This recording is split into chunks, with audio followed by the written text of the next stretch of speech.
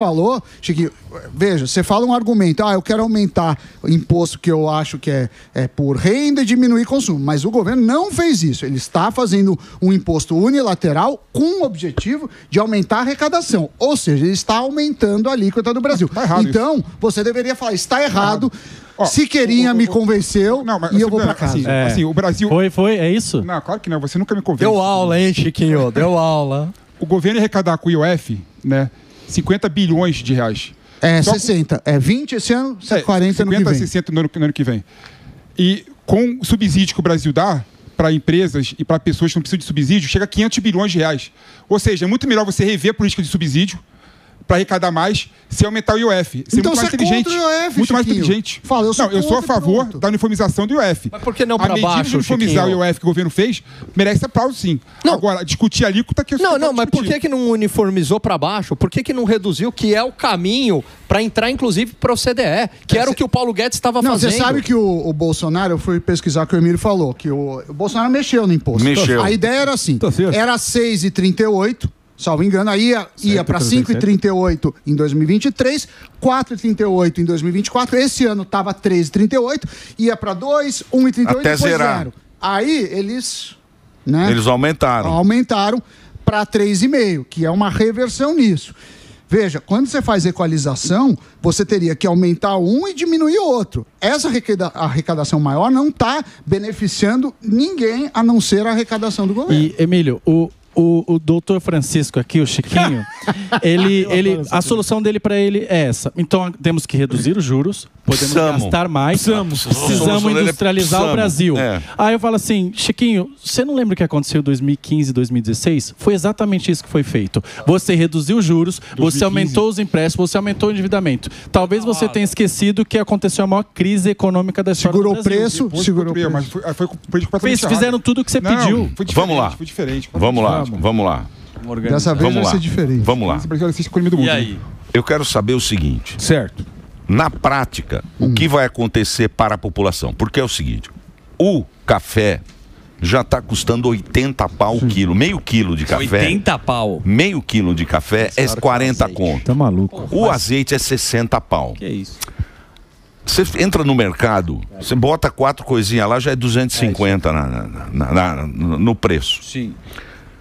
O que vai refletir na população esse IOF? Cada vez que você fizer uma compra, vai ficar 3 vezes mais caro que você está pagando o imposto. A sua alíquota de imposto, que era 1,1, vai ficar 3,5 agora. Você está dando 3 vezes mais a parte para o governo. No final do dia, vai sair tudo mais caro que você comprar. Por exemplo, com crédito, eu vou etc. comprar com o cartão.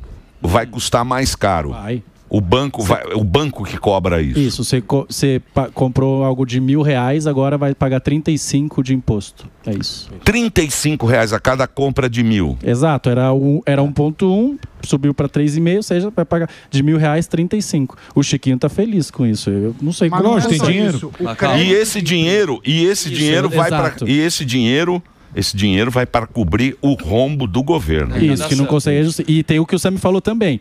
Isso é que a gente vê direto. Mas tem as empresas também. As empresas agora aumentou também quando elas têm operação de crédito. E o que a empresa faz? Se aumentou agora o custo dela, repassa. Então, aumento de preço para você também. Mesmo de coisas nacionais, etc. Assim que acontece a inflação. Alguém paga a conta. Está encarecendo o crédito, está encarecendo bens e serviços, está tudo mais caro e sem gerar um crescimento econômico que a gente sinta uma melhora. É isso que está acontecendo. Ou seja, está raspando o tacho. Está vendo até onde a população aguenta. A verdade é essa. É lógico, que o Chiquinho diz, os caras parcelam em 60 vezes, não liga para isso. Então não tem que pagar mesmo. Vocês estão preocupados com o povo agora. Chiquinho, você não acha que chega de enganar o povo? Não chegou o momento.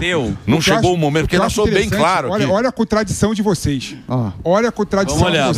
Vamos olhar. Ontem... O governo resolveu aumentar o IOF, equalizar o IOF, vocês acham um absurdo porque vai transferir mais dívida, né, e mais imposto para o povo. Mas quando o Banco Central aumenta a taxa de juros para 14%, aí tá ok. Aí tá bom. Não, mas são coisas aí diferentes. Tá ok. Como coisa diferente? São coisas diferentes. Da mesma forma, o crédito fica mais caro quando aumenta os juros para 15%. O Banco Central... Mas aí tudo bem. Os juros altos 15%, tudo bem. IOF 3,5%, tá IOF não é um instrumento de controle de inflação. O Banco Central sobe a taxa de juros porque a inflação está elevada e o governo não faz a sua parte reduzindo o gasto... A taxa Selic é um dos fatores quando você calcula quando você paga de empréstimo. Claro que é. O IOF não é um imposto... O IOF não é um imposto regulatório? Sim. Não é regulatório? Federal. E por que eles estão usando para arrecadar? É aí que está o problema. Por quê? Porque eles estão tentando achar de encurralados, não tem mais para onde ir. Porque não é um imposto de arrecadação, esse IOF, não é isso? Não é para regular a bagaça, que é o que vocês estão falando. Não, mas ele arrecada também. Eu sei, mas ele está usando... A função primária. Essa ferramenta não deveria ser A função desse imposto é regular o mercado, correto? Sim, correto. Tanto é que é por decreto. Estão raspando aonde Estão chegando na última... A próxima vai ser o confisco do Collor. A próxima. E CPMF. Congelar? É claro. Vai congelar vir uma o CPMF. Mas isso é antes, né, de CPMF. Isso é antes. Isso é um passo... Mas o CPMF precisa do Congresso. Então, esse não precisa. Mas esse é um irmão do CPMF. Irmão. Porque você começa a pegar... E aí, Chiquinho, precisamos o quê? Precisamos fazer o quê? Precisamos o quê? Não, eu dei a solução que vocês ficam rindo de mim quando eu dou a solução. Não, senhor. Não acho adequado a solução. Não, quer abaixar na porrada os juros, porque quer que vá você... pra 7, quer fazer igual a Dilma. É que não existe Ele quer isso. fazer igual a Dilma. Exato. Não, a Dilma depois fez pedala, depois... A Dilma não fez isso. Lógico que fez. Não fez isso. Não fez isso. O doutor Francisco, teve 2 momentos em que a taxa de juros caiu fortemente no Brasil e não se sustentou. Um foi no governo Dilma, baixou na canetada, interferiu lá no Banco Central, foi o Selic para 7,25. O que aconteceu? Veio a inflação, não veio o crescimento econômico, a maior crise econômica da história brasileira, 2 quedas de PIB consecutivas de magnitude de pandemia, sem ter tido uma pandemia.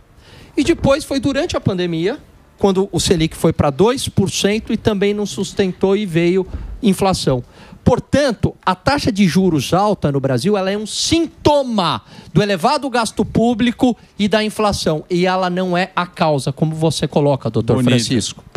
Bonito. Falou bonito. Falou bonito. Sabe outra coisa que eu fiquei... Foi elegância. Agora ele não fala nada. Fale penteiro cabelo. Outra coisa que você me assustou quando você comparou o Paulo Guedes com o Haddad e as estatais. É, E o rombo nas estatais do Correio, do governo comparar. passado só do Paulo Guedes, a gente não foi bem, não arrecadou, porque a gente está com agora uma dívida bilionária. Interrogação, na tela. Vamos comparar o Paulo Guedes com o Guido Mantega. O Guido Mantega foi o ministro que colocou o Brasil na 6ª maior economia do mundo.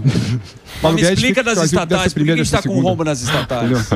Por vários motivos, né? Não dá pra falar. Fala um. Não tem a ver com o governo. Correios, por exemplo. Por que o Correio está em dívida? Por quê? Porque todo o Correio do mundo todo está endividado.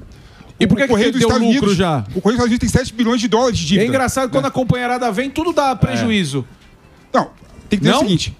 Faz sentido você ter uma estatal como o Correio no Brasil? E por que não deixaram vender? Porque a Constituição dos Estados Unidos, que é o modelo liberal, está lá escrito que o Correio dos Estados Unidos tem que ser estatal.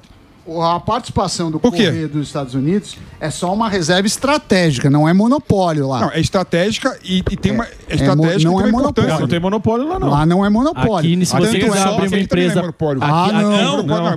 Aqui, se você quiser abrir uma empresa para entregar carta, você não pode. Você não pode. Não, mas já tem, vários. Não, de carta não tem. Vários. Não Bom, pode. É o seguinte.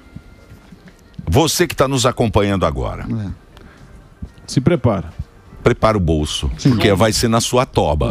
Não vai ser dos ricos, porque os ricos já deram um esquema lá para ficar quietinho. Aí, ó, Chiquinho. Cada milão vai 35 pra turma queimar. Pra turma. Aí eles queimam do jeito que eles quiserem. Viaja. Pra gastar com Carreta furacão, vai lá, aquela turma que foi, viu, na China, lá fizeram um jogral bonito. Legal. Então, é isso aí, Chiquinho. Você tá feliz com essa... O Brasil eu acho que a gente gosta de discutir no Brasil perfumaria, não discute a coisa Perfumaria? Desculpa. Boticário? Se eu fizer uma política para enriquecer o povo, né, 3,5% é amendoim, é peanuts. Meu Deus do céu. Então o problema é que a gente não faz nada disso. A gente fica discutindo, casuisticamente, nossa, tá aumentando o IOF 3,5%. A taxa de juros está em 14%. Não aumentou 3,5%. O IOF é 3,5%. Quase triplicou, dependendo do caso. De 1 para 3. Sim. E outra coisa, 3,5% é uma margem enorme, maior do que de um supermercado. Um supermercado trabalha com margem entre 2% e 3%. Você está pagando mais de imposto do que a margem. Pode inviabilizar alguns negócios. Quem tem margem pequena... Exato, o varejo. Vai pagar a conta. O homem em falência vai vir pagar nós, irmão.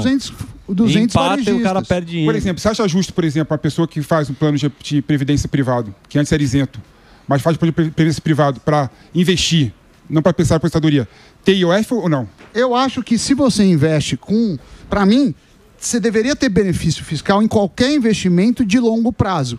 Não importa investimento. Sim, mas o PGBL e o VGBL são modalidades de longo prazo. Hoje não é investimento, esse que é o problema. Não, e está aumentando para a empresa. Como é que você defende? Precisamos industrializar aumentando imposto para a empresa? Imposto para empréstimo, você está falando, né? É. Não, é outra coisa. Mas está aumentando imposto para a empresa. Se o governo tiver uma política industrial adequada... Taxando mais essa política? Mas você pode tirar de outro lado. Você pode colocar outras formas de você... Você quer incentivar a empresa, entendeu? Não é melhor diminuir o imposto? Não necessariamente. Às vezes você melhorar o ambiente regulatório, você faz a empresa investir mais do que a questão de aumentar o imposto. Sim, mas não está melhorando. Segurança jurídica, por exemplo, é muito mais importante para a empresa do que pagar 30%. Não pode ter segurança jurídica e imposto menor? Esse imposto não é revertido para isso. Esse imposto é simplesmente para pagar um rombo no gás do governo. Sim, claro. Eles não estão falando, vou melhorar tal coisa, por isso que isso aí é o arcabouço. É o arcabouço que não deu certo e agora ele está rapelando. Ele está rapelando no IOF. Que ele não precisa do Congresso. Porque ele está fudido também no Congresso. O Congresso não vai votar em mais aumento de imposto tendo eleição ano que vem. Exatamente. Isso é o desespero. É o desespero da companheirada. Da companheirada. Não é? Agora, o arcabouço fiscal... Porque se ele não fizer isso, tem impeachment, é isso? Não esse arcabouço, não tem mais impeachment, né? Quando caiu o teto de gastos, agora você só toma uma advertência. O mercado vai olhar e falar, você não está conseguindo cumprir suas contas. Mas agora o Brasil é uma palhaçada. Só fazer um break agora, que o Reginaldo precisa de um break agora. Um break para a Rede Rádio, a gente continua na TV. Hoje o papo está muito bom. Hoje, encontro de notáveis, altíssimo nível. Leonardo Siqueira, nosso Siqueirinha, show. Felipe Monteiro, Chiquinho Pão de Hambúrguer, Alan Gani e o nosso querido professor Samidana. E ainda hoje teremos aqui o Firmino Cortada. Que programa. Nossa. Vai lá, Reginaldinho. Agora isso que o Emílio falou, se precisasse do Congresso, ninguém ia votar aumentar imposto, porque tem eleição. Agora, e o presidente? Como que fica nessa questão aí? Ano que vem temos eleição. Você acha que isso, perguntar para os três, obviamente, vocês acham que isso, o que aconteceu agora, vai afetar a eleição ano que vem para o presidente? Interrogação, meu Deus, que pergunta. No pique, Siqueirinha. Sim, com certeza. Inclusive tem a questão do INSS também. O governo está gastando todo o capital político ali para não ter uma CPI do INSS, né? E aí gasta todo o capital político. Então, como é que já está usando tudo que tem para barrar essa CPI?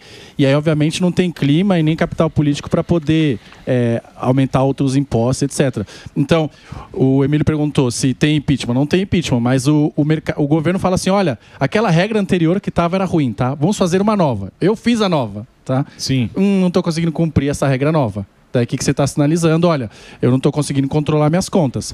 Você quer saber o que o mercado achou? Sempre olha, funciona bem, em 90% dos casos, sempre olha o dólar. Se o dólar subiu, é que os investidores falam, esse país não é mais tão confiável do que antes. Tiro o meu capital, coloco lá fora, sim, o real perde valor e o dólar ganha valor, o dólar dispara, né? Então, o que aconteceu isso foi ontem. Disparou o dólar. Então, o que a gente vai ver a partir de agora, cada vez que isso continuar acontecendo, o dólar sobe, a bolsa perde valor, e é assim que você consegue ver a temperatura do mercado. Porque os caras do mercado não são trouxas e sabem realmente o que acontece. São agnósticos. Mas por que na época do faz o L, fizeram esse L? A turma, vocês sabem muito bem. A carta. A carta da democracia. A carta da democracia. Se eles são tão bons em previsão, por que eles, na época, eles deixaram o quê? Que eles são o quê? É que não foram todos, né? Foram alguns, né? Foram alguns muitos. Alguns grandes, né? Mas sabe o ponto que eu acho... O dono de banco, sim, alguns. Mas assim, se você perguntar pro assessor ali de investimentos e tal, esse cara com certeza não fez. E fizeram para sinalizar a virtude, para falar, estamos protegendo a democracia, porque há uma ameaça à democracia e tal. E aí agora todo mundo... Estou arrependido, né? Porque era fácil odiar o Bolsonaro, né? Sabe o ponto que eu acho interessante colocar aqui? Vocês reclamam do arcabouço fiscal que o governo não está cumprindo. O teto de gastos nunca foi cumprido. No governo Temer não foi cumprido. Mas deu impeachment. Bolsonaro não foi cumprido. Mas deu impeachment. Não foi cumprido por ninguém. Mas deu impeachment da Dilma por causa disso. Não, o teto de gastos foi depois. Foi o Temer o teto de gastos. Não, mas o teto de gastos foi criado pelo Temer. Mas a lei de duas coisas. E o teto de gastos nunca foi cumprido por nenhum governo. Nunca não. Por nenhum governo. Nunca não. Ele foi parcialmente cumprido. Por nenhum governo. E houve uma pandemia, Pepe. Não, tudo bem. Houve uma pandemia. Aí você teve que flexibilizar. Não, cara, sempre teve o Paulo Guedes teve que pegar um transatlântico e navegar durante uma pandemia. Não é brincadeira. E mesmo assim, entregou para o atual governo com as contas públicas em dia, inflação controlada e crescimento de 3%. Com pandemia. Mas pandemia. Mas você não tinha o teto de gastos, mas você tinha essa é uma as conversa pedaladas. fiada. É uma conversa fiada, é meia verdade. Você sabe que o Brasil teve déficit. Não ofende o Alan Mullet. E teve redução do PIB ano após ano no governo Bolsonaro. Pandemia! Claro, sim, mas é óbvio, depois da pandemia o que acontece? Você sobe um pouquinho. Subiu 3%. Não. Eu não tô falando da recuperação de 2021. Tô falando de 2022. Desculpa, Gani. Fala a verdade, com lealdade. Não, eu tô falando a verdade. Os 3 anos de governo Bolsonaro. Os 3 anos de governo Bolsonaro, o PIB caiu. Não. Subiu, que mentira! Subiu no último ano. Mentira, não. Subiu nos 2 últimos anos, nos 2 últimos anos, depois da pandemia. Depois da pandemia, porque tinha uma pandemia de depressão anteriormente. Não. 2019, 1,5%. Próximo disso. 2020, pandemia, queda próxima de 3,5%, 4%. 2021 recuperou toda a pandemia. Ficou no 0 a 0. Agora, 2022, sem pandemia, recuperação pós-pandemia, 3%. Então não vem me dizer que foram 3 quedas de PIB. Não foram, não. Foi uma queda no auge da pandemia, que foi 2020. O resto entregou, a bola ali rolando pro outro chutar. Foi bem, hein? E chutou, hein? Foi bem. Desculpa. O cara veio com dados. O cara é professor. Agora essa arrecadação... Pesando 30. Aqui é professor, viu, Chiquinho? Claro. Professor. Ele pesa 30, mas ele é bom. Toma, negro. Agora essa arrecadação aí, eu perguntei essa questão aí da eleição ano que vem. Você acha... Estamos de volta na programação da Jovem Pan para a Rede Rádio Todo o Brasil. Estamos aqui, Encontro de Notáveis, falando da economia. Chiquinho Pão de Hambúrguer tomando um pau aqui do Alan Gani. Mas é o seguinte, falando da eleição ano que vem, isso aí pode ser, Alan, para você e para o Chiquinho, negativo para o governo, e essa arrecadação é visando, porque a gente sempre vê, tanto o Bolsonaro como todo mundo faz isso, quando é o último ano, eles querem fazer coisas populistas, aumentar Bolsa Família, meter o louco. Você acha que isso vai implicar, esse aumento, essa arrecadação, é para eles gastarem mais ou para ter essa grana para ano que vem meter o louco?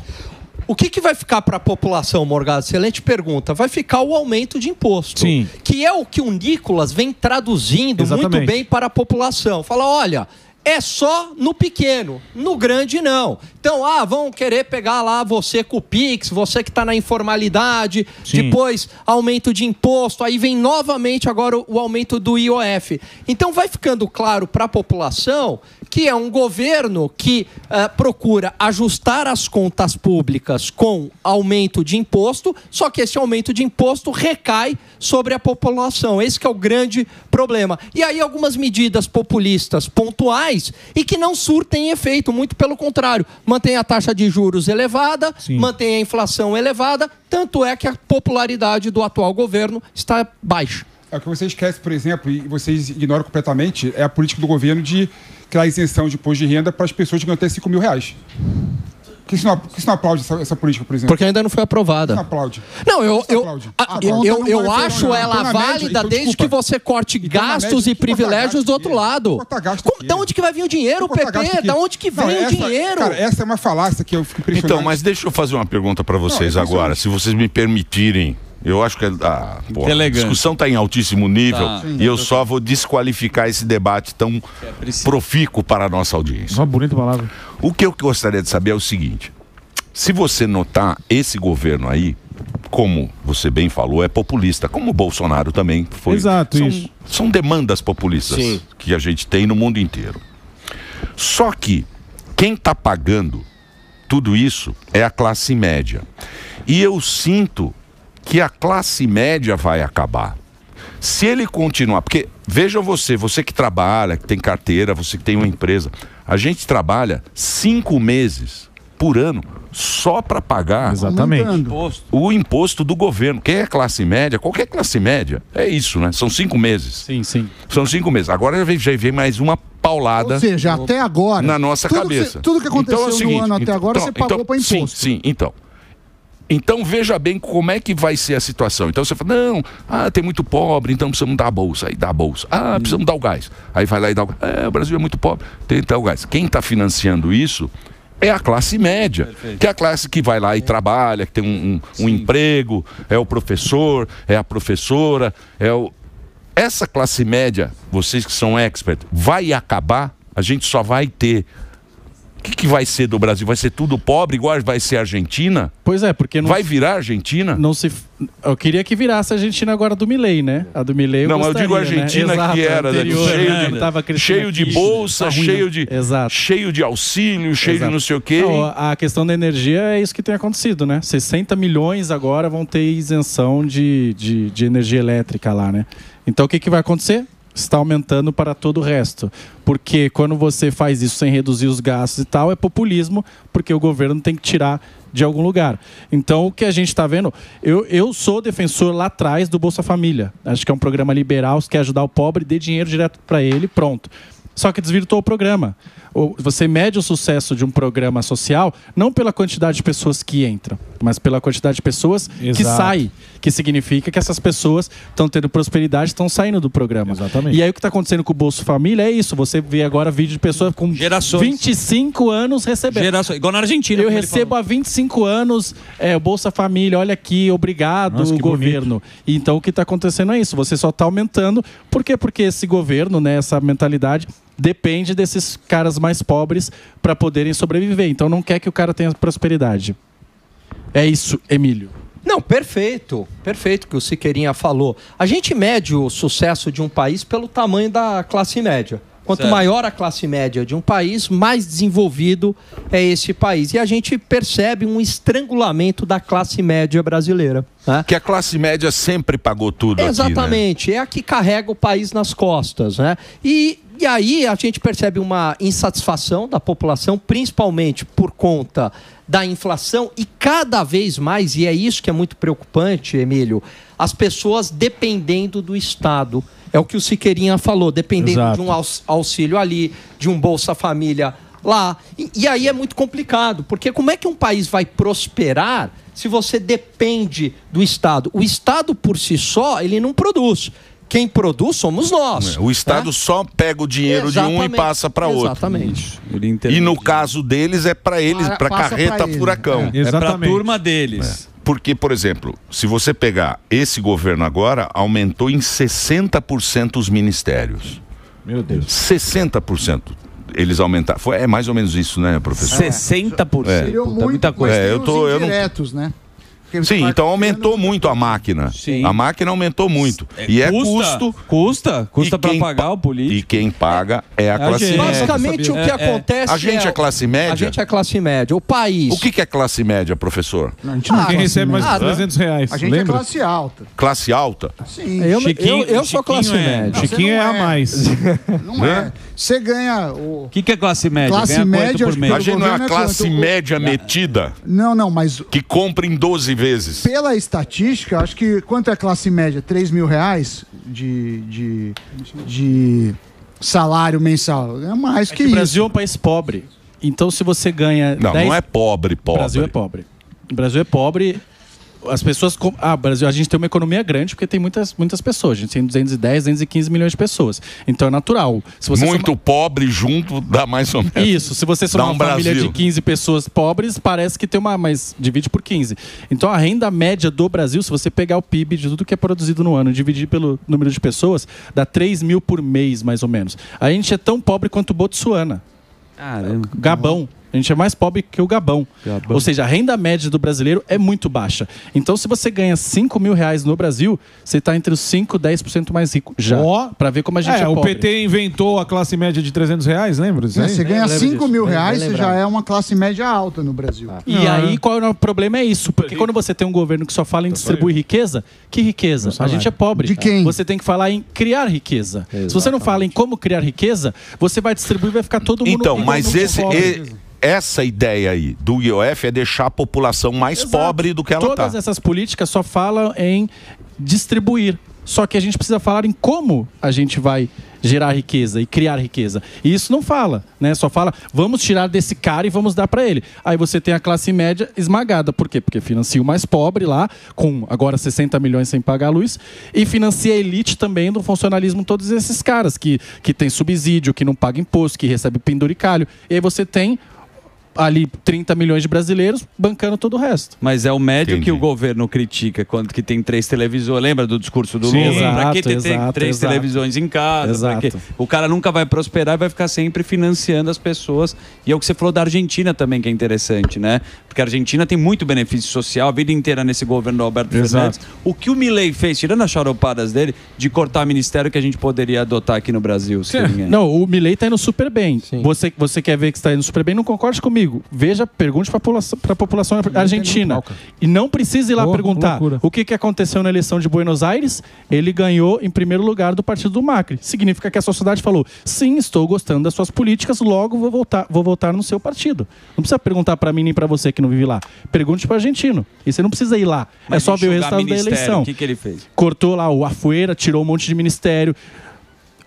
Logo ontem que a gente recebeu essa notícia de que o governo ia tributar mais as operações de crédito no exterior, o Milei anunciou que na Argentina você pode usar dólar sem origem no mesmo dia, né? Porque antes você tinha que... Ou seja, direção completamente oposta do que a gente está indo. A Argentina, ela está fazendo o que o Brasil está fazendo está fazendo o que a gente deveria fazer, ele está implementando ali o que está escrito. Vamos reduzir gastos, vamos acabar com o subsídio, vamos acabar com o fundão eleitoral, vamos acabar com tudo isso. E aí a Argentina agora já está tendo uma recuperação. Claro que é como um alcoólatra. Quando você tira o álcool dele, ele não fica feliz. E ele quer o álcool no dia seguinte. Só que você não pode fazer isso, porque aquilo está fazendo mal para ele. Perfeito. E aí, então, você sabe que nos primeiros dias existe uma abstinência, uma recaída, mas se você ultrapassar isso, você vê a recuperação. E é isso que está acontecendo agora na Argentina, já está decolando. E o Siqueirinha, no início, muita pressão. Vamos ouvir a opinião. É muito importante. A opinião do Francisco. Vai, Chiquito. O que você acha do Milei? Pão de hamburguês. Social-democrata. Mal pior. Quando você pega os números...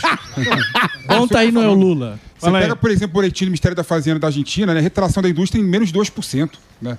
A Argentina está se desindustrializando com o tempo. E não tem nenhum país do mundo que se enriqueceu, virou país grande, vendendo commodity. Então, a Argentina tem de mal a pior. Né? E outro ponto importante também, falar, está tendo superávit primário. Está superávit primário porque a inflação continua alta na Argentina. Continua alta na Argentina. Né? E foi 2,8 agora. Desculpa, mas o setor, quando você pega, por exemplo, os setores regulados da Argentina, que é energia, transporte, está igual ao do governo passado. Exatamente igual. O que diminuiu na Argentina, que na média diminuiu no total a inflação, é a questão do atacado, a questão do varejo, né? Que diminuiu porque as pessoas não estão comprando. E não estão comprando porque estão pobres. Estão cada vez mais pobres na Argentina. Né? Então você vê que está tendo um erro. E aqui não. Nessa análise que o Siqueira coloca, que a Argentina está tendo uma retomada. Claro que não. Está piorando a Argentina. Por isso que elegeram o partido do Milei agora. Buenos Aires só. O povo lá é burro, então, que elegeu. Exato. Que elegeu. Tenho certeza absoluta. Na eleição do meio do mandato do Milei, ele ia levar uma surra na Argentina. Olha lá, Chiquinho, você tem errado muito, hein? O cara não sai do Dom Julio lá na Argentina, fica no melhor restaurante lá, bonitão. Ele tá bravo que não dá pra ir lá mais lá, que não tá tão barato agora. Caro, muito bem, o que vocês querem saber? Aliás, muito obrigado pela sua audiência. A audiência não é nossa, graças ao nosso encontro de notáveis. Esse é um programa que nós queremos ter aqui os melhores. Exato. E sempre quando há como não conseguimos, tem a gente. Um encontro de notáveis neste programa, sempre a nossa audiência vai para o topo. Responde. Então eu quero, por favor, coloque na tela ele. Quem? Que eu não vou falar agora para não... Coloque ele na tela. Ele sabe quem é ou não? Sabe? Ele não sabe. Não sabe, né, Moisés? Ele não sabe. Não consegue. Não tem? Opa! Não é ele. É outro. Que susto! É outro. É outro. Que susto! É o Zuckerman. Não. Dando dica errada. Quem? Você não... Olha lá, ó. Você também não sabe nada, né, Dedê? Aí. É só um... É só o Leonardo. É o Boni. Que situação, hein? Ó, coisa. Só corrigir. Agora o Milei Pois não. O melhor presidente, pelo menos do ponto de vista econômico da atualidade. Você não concorda? 100%. Porque... Não. Chiquinho não concorda. Ele trouxe uma inflação que era de 30%, 30% ao mês para 2%. O estrago... Queda na pobreza. Queda na pobreza. Desculpa, Gani, pega os números isoladamente, o estrago que a esquerda e as políticas que você defende, PP, foram feitas na Argentina ao longo dos anos, demora muito tempo. Eu não defendo a política feita na Argentina do governo da Kirchner. Anterior. Claro que não, nunca defendi. Então você é um liberal enrustido. Claro que não.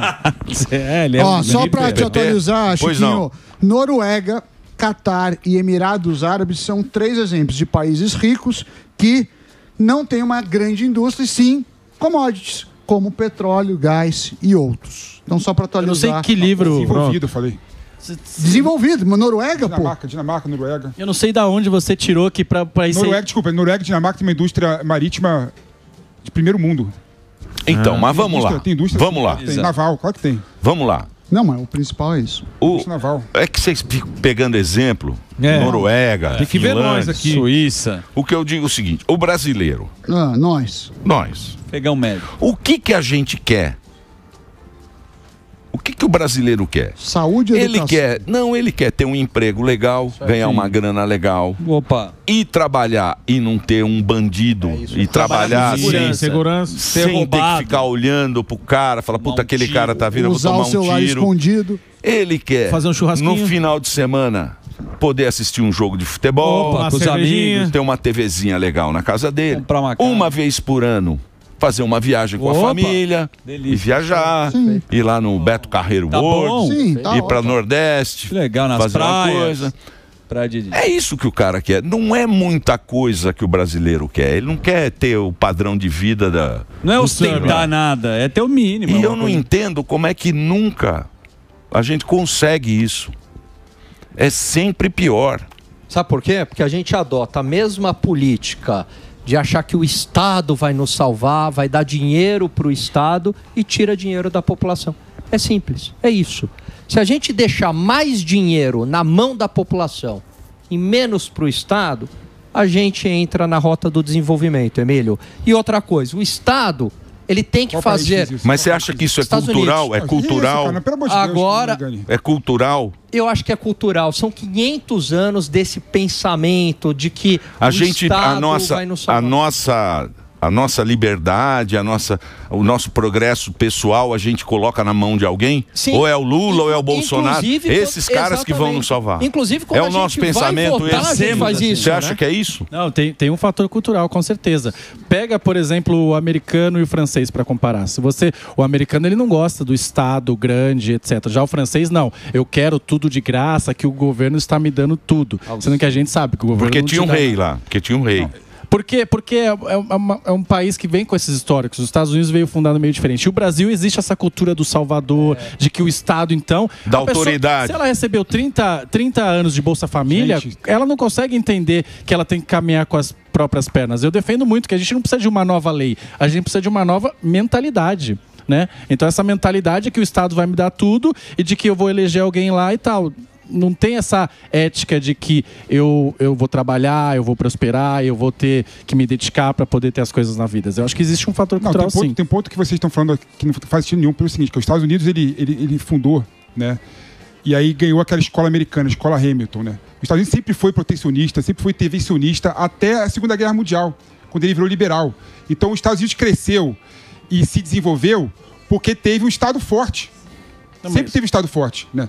Então você querer aplicar Coreia do Sul, por que a Coreia do Sul cresceu, se desenvolveu, enriqueceu? Porque teve um Estado forte, com políticas industriais, com políticas econômicas direcionadas, intervencionistas. Então não dá para você achar que, tirando o Estado da economia, a população automaticamente vai se desenvolver, vai enriquecer, vai se engrandecer. Isso é balela. Não, mas a Coreia foi educação, né, bonitão?